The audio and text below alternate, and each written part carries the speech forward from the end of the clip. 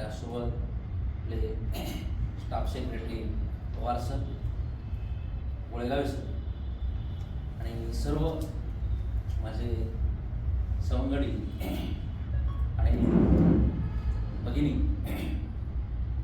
खरं पाहता मी अनेक वेळेस या कार्यक्रमात ऐकते वेळेस मला अनावर झालं, कारण मी अत्यंत भावुक माणूस आहे. परंतु आज असं ठरवलं की आपण भावुक न होता भावप्रवण व्हावं आणि आपल्याशी संवाद करावा, हा माझा या ठिकाणचा हेतू. मुळात आपण जर पाठीमागे मी जर पाहितलं तर मला एक लक्षात येते की मी महात्मा गांधी महाविद्यालयामध्ये BA केलं आणि मला त्या मार्कानुसार मला 50% मार्क दिले. त्यामुळं मला पीपल्समध्ये ॲडमिशन मिळालं नाही, दयानंदमध्ये ॲडमिशन मिळालं नाही आणि ज्ञानोब पाशकमध्ये ॲडमिशन मिळालं नाही. अत्यंत कमी मार्क असल्याच्या नंतर मला एकाने संदर्भ सांगितला की हावकी स्वामी महाविद्यालय आहे. मला उदगीर कुठं आहे हे मला माहीत सुद्धा नव्हतं. परंतु या ठिकाणी आलो आणि सुरुवातीला बसपुरे सर भेटले आणि बसपुरे सर म्हणले बहुत म्हणले चल प्राचार्याकडे जाऊ. आणि त्यावेळेस स्वामी सर प्राचार्य होते. इनको एक एडमिशन है, इनका फाइनल कर देंगे. त्याची हिंदी खूप चांगली. आणि त्यांनी म्हटल्याच्या नंतर स्वामी सर म्हणत होते की ठीक आहे तुमच्या मनावर. आणि एक वेटिंग ॲडमिशन होतं, एक वेटिंग असलं त्यामुळे ॲडमिशन नसल्यामुळं माझं ॲडमिशन झालं. अत्यंत कमी मार्क असलेल्या विद्यार्थ्याला हावकी स्वामी महाविद्यालयामध्ये ॲडमिशन मिळालं हे माझं खूप भाग्य समजतं. कारण या महाविद्यालयाने मला इतकं घडवलं, वाढवलं, सांभाळलं लेकरासारखं. कारण हे महाविद्यालय माझ्यासाठी आई आहे. कारण आई ज्या पद्धतीने माणसाला सांभाळते लेकराला, त्या पद्धतीने या महाविद्यालयाने मला घडवलं. आणि आज मी या ठिकाणी प्रोफेसर म्हणून निवड झालं म्हणजे माझ्यापेक्षा या महाविद्यालयातल्या सहकाऱ्यांचं मला जे संस्कार केले त्या गुरूंचं सर्वात मोठं योगदान मानतो. कारण त्यांनी जर माझ्यावर चांगले संस्कार केले नसते, घडवले नसतं, तर मी आज प्रोफेसर झालो नसतो. म्हणून मला गर्व वाटतो, अभिमान वाटतो, स्वाभिमान वाटतो या महाविद्यालयाचा की या महाविद्यालयामधून सामान्य विद्यार्थी आज एका विद्यापीठाचा प्रोफेसर झालेला आहे. हे याचं श्रेय माझं कमी आणि या महाविद्यालयाचं जास्त आहे. कारण हे महाविद्यालय घडवण्याकरता, वाढवण्याकरता अनेक लोकांनी आपलं समर्पण केलेलं आहे. मला प्रभुदेव स्वामी सरांची या ठिकाणी आठवण येते. कारण त्यांनी त्या तपस्वीपणाने जे त्याग केला या महाविद्यालयाकरता मी खूप बारकाईने बघितलेला आहे. कारण स्वामी सरांच्या मिसेसनं निरोप समारंभामध्ये म्हटलं होतं की हे महाविद्यालय माझ्यासाठी सवत आहे, हे महाविद्यालय माझ्यासाठी सवत आहे. म्हणजे आपण मी तर काहीच योगदान दिलेलं नाही, पण आपल्या हजारो पटीने या ठिकाणी अनेक प्राध्यापकांनी योगदान दिलेले आहे. स्वामी सर अत्यंत मितभाषी, कमी बोलत होते, परंतु त्यांची शिस्त मी बारकाईने पाहिली आहे आणि त्यांच्यामुळेच मला या ठिकाणी येता आलं. आज ते आपल्यात नाही, परंतु त्यांची महाविद्यालयाविषयी असलेली निष्ठा अप्रतिम म्हणजे अप्रतिम. एवढा त्याग पाहून मला खूप गर्व वाटतो. त्यासोबत या महाविद्यालयामध्ये ज्यावेळेस माझी गिराधर सर आणि जी उस्तुरे सर तिघांची निवड झाली त्यावेळेस मी अध्यक्ष साहेबांकडे गेलो होतो. माननीय मधुराव पाटील कुलकर्णी सर, त्यांनी मला म्हटले होते की हे महाविद्यालय तुमचं आहे, तुमचं आहे, तुमच्यासाठी तुम्ही चांगल्या पद्धतीनं महाविद्यालयाची निष्ठा ठेवा. आणि त्या शब्दामुळं मी इतकं निष्ठेनं काम करत होतो. कुठलीही कमिटी आहे त्या कमिटीमध्ये मला असं वाटायचं की इतर लोकांनी ज्या कमिटीत काम केले त्याच्यापेक्षा जास्त आपण सरस काम करावं असं मला वाटायचं. कारण मला असं वाटायचं की आपण निष्ठेनं काम करायला पाहिजे. कारण माझी परिस्थिती इतकी गरीब होती की मला आठवतंय एका दिवशी माझ्याकडे पैसे नव्हते जेवायला आणि त्या दिवशी मी चिमुरे सरांच्या घरी, मला वाटतं त्या पट्टीच्या अलीकडे घर होतं त्यांचं, माझ्याकडे पैसे नव्हते आणि मोबाईलचा त्यावेळेस विषयच नव्हता. मग चिमुरे सरांच्या घरी गेलो मी आणि चिमुरे सरांना म्हटलो की मला जेवायचे, भूक लागलेली आहे, माझ्याकडे पैसे नव्हते. चिमुरे सरांच्या घरी आम्ही त्या गादीवर बसून खिचडी खाल्ली मला आठवते. परंतु त्याच विद्यार्थ्यामध्ये स्वाभिमान भरण्याचं काम मी याच महाविद्यालयाने केलेलं आहे. मला याचा खूप मनस्वी गर्व होत आहे. त्यासोबत आदरणीय गुणवंतराव पाटील साहेब अत्यंत मनमिळावू स्वभाव, आणि त्यांच्याकडून मला खूप काही शिकण्यासारखं, सर्वांनाच शिकण्यासारखं आहे. कारण त्यांनी महाविद्यालयातला सेवक असो, कुठला कर्मचारी असो, प्राध्यापक असो, प्राचार्य असो, सगळ्यांना त्यांचं घर स्वतःवर असायचं. आणि त्यांना कधीच कोणाला असं वाटत होतं की हे आपले सचिव आहेत किंवा हे आपल्यापासून वेगळे आहेत. खरं त्यांच्याकडून इतकं मोठ्या पदावर असून सुद्धा खूप चांगलं शिकायला आपल्याला मिळालं आहे. त्यांची आज मला खूप आठवण येते. कारण गोरगरिबाचे लेकरं आपल्या महाविद्यालयामध्ये यावं ही त्यांची सर्वात अधिक तळमळ राहायची. त्यांनी म्हणायचे की श्रीमंताचं लेकरू आलं आपल्या महाविद्यालयामध्ये ते तेवढ्या निष्ठेनं काम करणार नाही, शेतकऱ्याचं पोरगं आलं तर ते जास्त निष्ठेने शिकेल. या ठिकाणी असलेले बहुतांश प्राध्यापक अत्यंत गरीब घराचे शेतकऱ्याचे आहेत, त्याचं मोठं श्रेय त्यांना जातंय. त्यांची आज मला खूप आठवण येते. या महाविद्यालयामध्ये माणिकराव पाटील देवणीकर साहेब अत्यंत साधा स्वभाव, आणि माझा सुरुवातीला परिचय इथंच त्यांनी करून दिला. त्यांनी पाठीवर हात ठेवून म्हणले की बेटा हे कॉलेज हे तुमचंच आहे, तुमच्यासाठीच राहावं. त्यांची मला आज आठवण येते. त्यांच्यावर लेख लिहिल्यावेळेस मी उमेश पाटील साहेबांच्या घरी गेलो होतो, आणि त्यांनी 2-4 वेळेस वेगवेगळे अनुभव सांगितले. ते चांगल्या पद्धतीने मी त्या लेखामध्ये व्यक्त करण्याचा प्रयत्न केला. खरं पाहता सुरुवातीला या महाविद्यालयामधून मला सर्वात मोठं श्रेय या महाविद्यालयाच्या ग्रंथालयाचं द्यावं.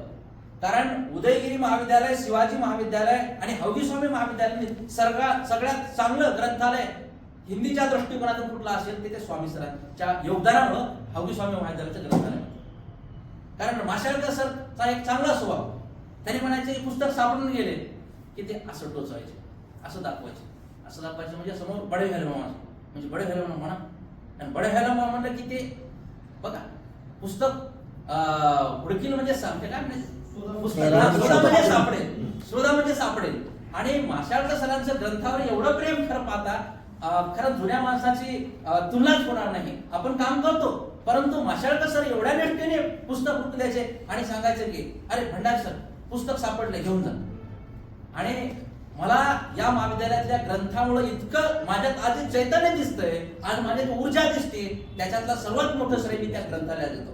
कारण आपली स्वतःची अतिशयोक्ती करू नये, परंतु या ग्रंथालयाने मला खूप घडवलेलं आहे.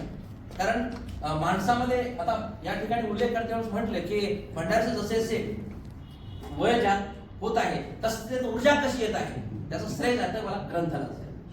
कारण ग्रंथाने मला जगण्यासाठी जे आत्मविश्वास दिला, माझ्यामध्ये जी ऊर्जा निर्माण केली ती कुठूनच मिळाली नसती मला. आणि ते माझ्या जीवनाच्या दृष्टिकोनातून हे ग्रंथालय खूप महत्वाचं आहे. आणि या महाविद्यालयामध्ये घडते वेळेस मला खूप आनंद मिळाला. कारण मला जेवढा माझ्या घरात आनंद मिळायचा तेवढाच आनंद महाविद्यालयात मिळायचा.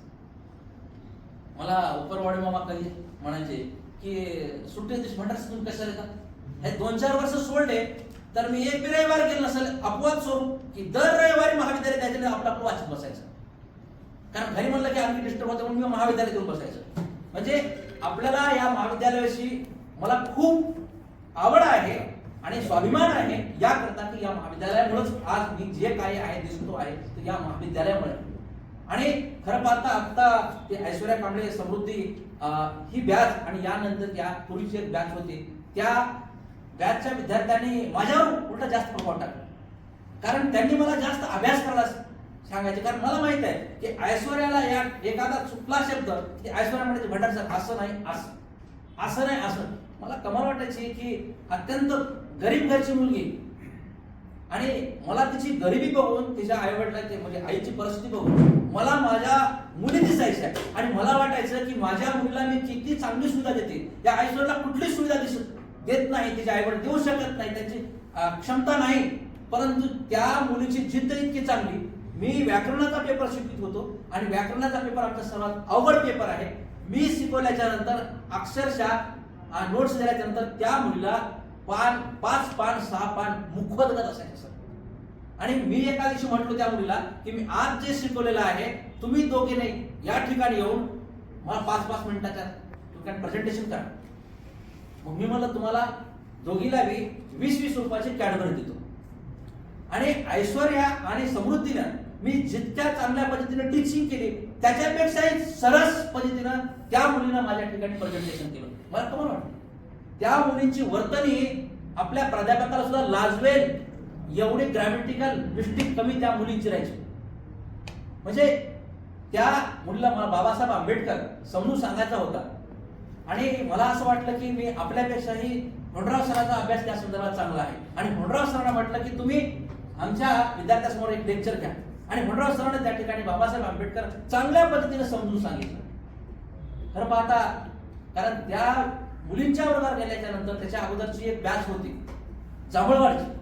त्या 2 बॅच मला खूप आठवतात. कारण त्या बॅचवर वर्गावर शिकवायला गेल्यानंतर सगळ्यात अधिक आनंद त्या लेकरांच्या चेहऱ्यावर पाहून मला खूप समाधान वाटायचं आणि जगणं आपलं सार्थक झालंय असं वाटत होतं. म्हणजे इतकी एनर्जी त्या लेकराकडून आपल्याला मिळते.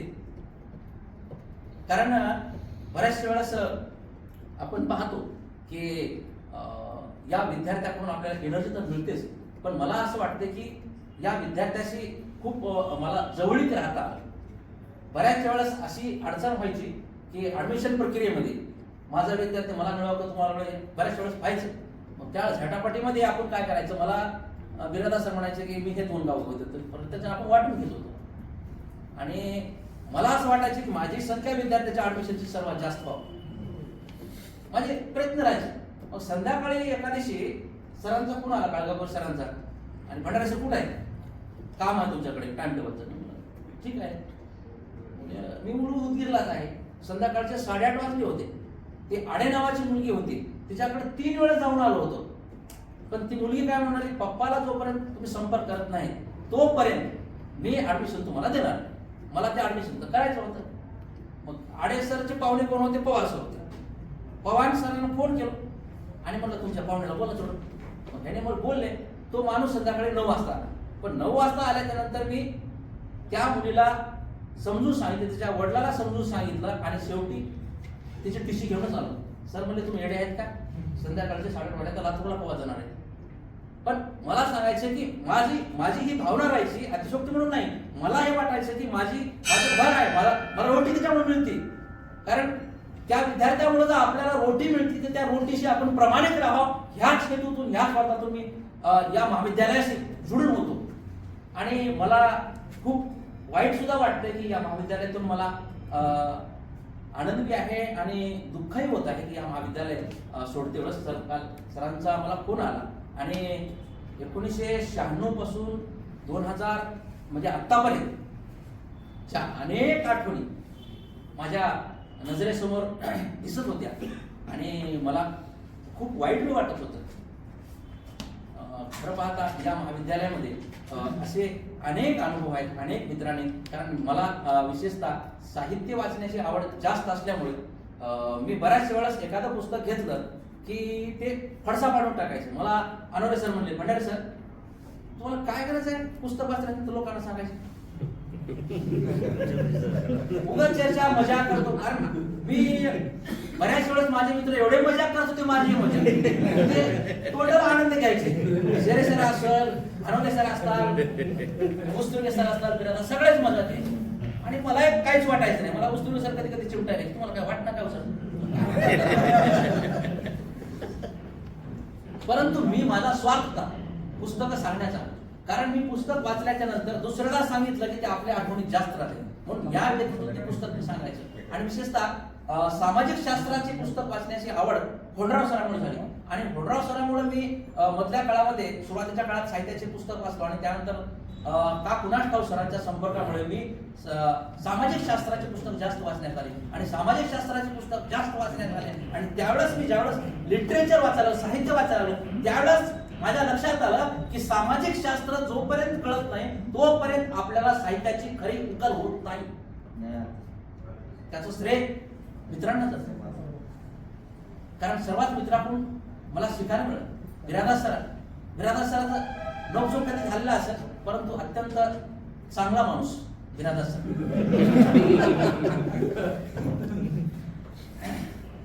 आणि या ठिकाणी आपण सर्वांनी चांगल्या पद्धतीनं गोरे सर असतात, विशेषतः गोरे सरांची आठवण मला या करता येते की मी गुलबर्ग्याला एक त्रुटी काढली होती विद्यापीठाने आणि ती त्रुटी आम्ही पूर्ण करून येऊ लागलो. त्यांनी नवीन नवीन गाडी घेतली होती आणि आमच्या दोघांची चर्चा झाल्याच्या नंतर त्याने म्हणले भंडार सर तुमच्याकडं रिसर्चचा खूप चांगला गुण आहे आणि तुम्ही त्याला कचरा कुंडीत टाकून द्या.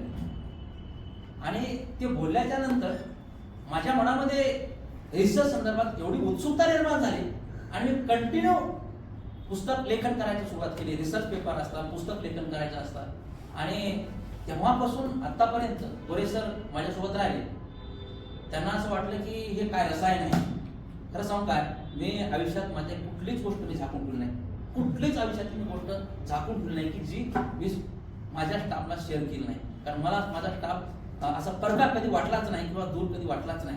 आणि मला असं वाटतं की आपण जर निर्मळ राहिलो आणि नैतिकता जर बाळगली आणि कर्म जर चांगलं केलं तर देव तुम्हाला कुठून बी काही देते. हे 100% मला आज वाटत आहे.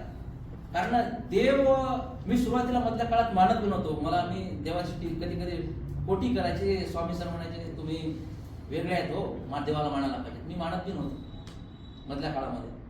परंतु मला अटॅक आला आणि स्वामी समर्थ मंदिर असल्यामुळे तिथं मी जास्त जायचं. आमची बायको बी मला 2-4 वेळेस म्हणले की तुम्ही देवाला मानत नाही म्हणून तुम्हाला असं झालेलं आहे का.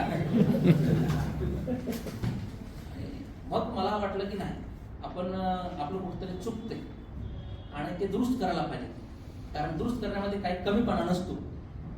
आणि मी ज्यावेळेस काल परवा गाडीचा ऍक्सिडेंट झाला त्यावेळेस मी ऍक्सिडेंट होण्याच्या अगोदर माझे पूर्ण डोळे ब्लँक होते, बंद होते. मी कुठलं ब्रेक मारलं नाही किंवा हँड ब्रेक मारलं नाही, काहीच केलं नाही.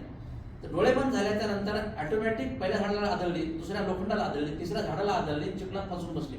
त्यावेळेस मी डोळे सुद्धा उघडले नव्हते, डोळे बंद होते. आणि रोडवर थांबलेला माणूस 2 जण आले आणि मला उठवले आणि मला म्हणले उठा तुम्ही. मी त्याला म्हणालो काय झालं, म्हणजे मला काहीच माहित नाही काय झालं. तर मला वाटलं की मला स्वामी समर्थानच वाचलं, देवानच वाचलं. म्हणजे या ठिकाणी मला म्हणायचं की असे आयुष्यामध्ये बदल असतात आणि त्याच्यामध्ये काही चूक बी नाही. कारण गांधी हे जीवनामध्ये इतक्या ठिकाणी बदललेले आहेत. सुरुवातीला गांधी एवढे कर्मठ होते, टू मच कर्मठ होते. पण गांधी जीवनाचा शेवट जर बघितला, गांधी बाबासाहेब आंबेडकर झाले होते आणि बाबासाहेब आंबेडकर गांधी झाले दिसून येतात. म्हणजे बदल स्वीकारला हरकत पाहिजे. चूक झाल्याच्या नंतर ती चूक बी नसते. परंतु आपण याचा अर्थ नास्तिक लोक खराब असतात का? मी म्हणतो नास्तिक लोक आस्तिकपेक्षा चांगले असतात, असं काहीच नाही. म्हणजे जीवनात जगते वेळेस अशा अनेक संकट येतात. या महाविद्यालयामध्ये काम करते वेळेस अनेकांसोबत माझं काहीतरी तसं भांडण होत नव्हतं. कारण माझा स्वभाव मी भांडण करण्याच्या वृत्तीचा नाहीच. आणि तरी पण कसं आहे, माणूस म्हणून स्वभाव असतो. एखाद्या वेळेस माणसाचा जास्त वेळेस अपमान केला की तसं होतं, एखाद्या वेळेस तसं कधीतरी झालं असेल आणि माझ्याकडून आपल्याकडून माझ्या तोंडातून काही शब्द व्यक्त झाले असतात तर ते मी हात जोडून सर्वांची माफी मागतो, माझं काही चुकलं असेल तर. कारण ज्या महाविद्यालयानं आपल्याला घडले त्या ठिकाणची चूक मानायला काहीच हरकत नाही. कारण माझ्या घरची परिस्थिती, मी परिस्थितीवर आणखी एकदा येतो. कारण माझ्या घरी इतकी वाईट परिस्थिती होती. कारण माझ्या आईला आजी काय करायची, आमच्याकडे चपात्या फक्त सोयरा आला तर, पाहुणा आला तर चपात्या खायला मिळायच्या आणि मला चपाती खाऊ वाटायची. माझी आजी काय करायची, एक चपातीचं पीठ द्यायचे आणि सांगायचे की 4 चपात्या बनव. आणि माझी आई त्याच्यातून 5 चपात्या करायची आणि तिनं काय करायची, एक चपाती चोरायची. माझ्या आईनं चोरून मला खायला द्यायची. मग खायला तर मी गपचूप मी कधी गपचूप खात नव्हतो. कारण दुसऱ्या भावाला जाऊन दाखवायचं. मग दुसरा भाव करायला आजीला जाऊन मारायचं, आजीला जाऊन सांगायचं, आजी माईला मारायची. असं कितीतरीच पाहायचं. आणि आमची घरची परिस्थिती एवढी गरीब होती की दुसरा एक प्रसंग सांगतो की दुसरा एक प्रसंग असा आहे की नदीला पूर आला होता आणि वडील पोळ्या घेऊन आले होते आणि पोळ्या जास्त आणल्या होत्या. कारण पूर उतरलं नाही तर काय करायचं म्हणून 2 दिवसाच्या पोळ्या आणल्या होत्या. आणि मला जास्त पोळ्या सुरुवातीच्या काळात आवडत होत्या. मी आता शुगर कंट्रोल करावं त्याला, पण सुरुवातीच्या काळात पोळ्या आवडायच्या आणि पोळ्या मिळत नाहीत. वडील काय केले, वडील दुसऱ्या शेतामध्ये गेले आणि वडील म्हणले की जेवण कर. अक्षरशः त्यावेळेस मी 9 पोळ्या खाल्ल्या होत्या. कारण 9 पोळ्या याकरता खाल्ल्या की आपल्याला नंतर मिळणार, याच्यातला गैरअर्थ काढून टाका. वाटत असेल तर, परंतु इतकी गरिबी असते वेळ सुद्धा की माणसामध्ये जर एनर्जी असेल आणि तुमच्यासारखे जर मित्र मिळाले तर माणूस कुठल्या कुठं जाऊ शकतो. मी कुठेही जाईल पण आयुष्यात या महाविद्यालयाला कधीच विसरणार नाही, कधीच विसरणार नाही. कारण इतकं मोठं, कारण माझ्या घराला या महाविद्यालयानेच बसवलं. भालके सर असतात, वरे सर असतात, कोंडराव सर, बिरादार सर, बंडे सर, मॅडम बोलल्या, कारण हे महाविद्यालय खरंच आपल्या जगण्याचा एक भाग बनले. खरं पाहता या महाविद्यालयामुळेच माझा आज चांगल्या पद्धतीने चालतो. तर बरेच लोकांनी लेकरांविषयी म्हटले की मी लेकरांच्या संदर्भात मी बंडे सरांना संध्याकाळी फोन करायचा 11-12 वाजता, आणि मला कधी बऱ्याच कन्सेप्ट येत नसायचे. मी बंडे सरांकडून समजून घ्यायचं. मी खरं पाहता की मी माझे जसे लेकर आहेत तसेच मी म्हणतो की ते लेकरं माझंच नशीब आहे की असे लेकरं मला चांगले मिळाले. कारण माझ्याकडे जितके गुण आहेत मी बऱ्याच गोष्टी माझ्या लेकराकडून शिकतो.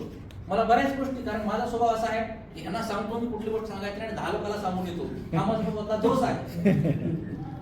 मला बरेच सरांनी सांगितलं हा स्वभावचा दोष. माझ्या दोन्ही मुली म्हणतात पप्पा तुम्हाला काही कळतच नाही म्हणून, आणि ते होत आहे माझ्या दृष्टिकोनातून, कारण त्यांच्याकडून मी बऱ्याच गोष्टी शिकलेल्या आहेत. कारण आपल्या लेकराकडून सुद्धा बऱ्याच गोष्टी शिकलेल्या आहेत, आणि मला त्यांच्याकडून मी जेवढा त्यांना आनंद देतो त्यांच्यापासून मला जास्त आनंद मिळते. आणि मी माझ्या परिवारामध्ये खूप समाधानी आहे, आनंदी आहे. आणि हा छोटासा एक बी होतं, त्या बियाला गगनाला भरारी मिळावी अशी आपल्या सर्वांची साथ मिळाली, त्याला चांगले फळं लागले. 2 फळं आहेत माझे, कारण एक विशेषतः आपण सर्वांच्या सहकार्यातून, प्रेमातून मला घडता आलं. मी आत्ता बी काही मोठा माणूस नाही आणि आत्ता बी काहीच नाही, कारण आपल्यापेक्षा खूप मोठे माणसं या जगामध्ये आहेत. कारण मी ज्या दिवशी वरे सरांनी सांगितलं की मी विद्यापीठामध्ये जात होतो आणि विद्यापीठात जायला उशीर झाला, तर रजिस्ट्रार आणि VC हे दोघे जण थांबले होते. मी रजिस्ट्रार साहेबाकडे गेलो, त्यांनी चहा दिला, आम्ही चहा घेतला. इंग्लिशीत गेलो होतो, चहा घेतला, आणि त्यांनी म्हणले की मी म्हणलं सर साहेब खूप वेळ झाला. त्यांनी म्हटले की बेटी झालेली आहे, मी संपवतो थोड्या वेळामध्ये. त्यांनी म्हटले की मी काय नाही, तुम्ही जॉईन झाले की आमच्या दृष्टिकोनात खूप आनंदाची गोष्ट आहे, आणि तुम्ही जॉईन व्हा आता आणि VC साहेबाला भेटा, कारण तुमच्यासाठी VC साहेब सुद्धा थांबलेले आहेत. मला त्यावेळेस खूप धन्य वाटलं की जगामध्ये एवढे मोठे माणसं असतील सुद्धा खूप त्यांच्यामध्ये विनम्रता असते आणि प्रेम असते. मला तर वाटलं की आपण काय शून्य आहे, आपण काहीच नाही त्या लोकांच्या समोर. कारण माधवराव पाटील ज्या पद्धतीचे अत्यंत धीर गंभीर माणूस आणि त्यागी वृत्तीचे होते, आमच्या विश्वविद्यालयाचे कुलगुरू तितकेच अत्यंत शांत, अत्यंत कमी बोलणार, परंतु बऱ्याच वेळेस आपण कमी बोलणाऱ्या व्यक्तीच्या वागण्याचा प्रभाव जास्त पडत असतो. त्यावेळेस माधवराव पाटलाच्या व्यक्तिमत्वाचा प्रभाव आपल्या सगळ्यावर जास्त पडत होतो. आणि तसंच त्यांचं व्यक्तिमत्व आहे. रणवीर सरांचे पाहुणे आहेत. तो माणूस अत्यंत सज्जन आणि सरळ माणूस आहे. खरं पाहता माझ्या निवडीमध्ये त्यांनी मला खूप चांगलं मोलाचं सहकार्य केलं. खूप अभ्यासू आहे आणि जाणकार आहे. त्यांचे सहकार्य लागले आणि मला विभागामध्ये एमेकर सर असतात, बिरादार सर असतात, दोघांनी मी मला चांगल्या पद्धतीनं समजून घेतलं.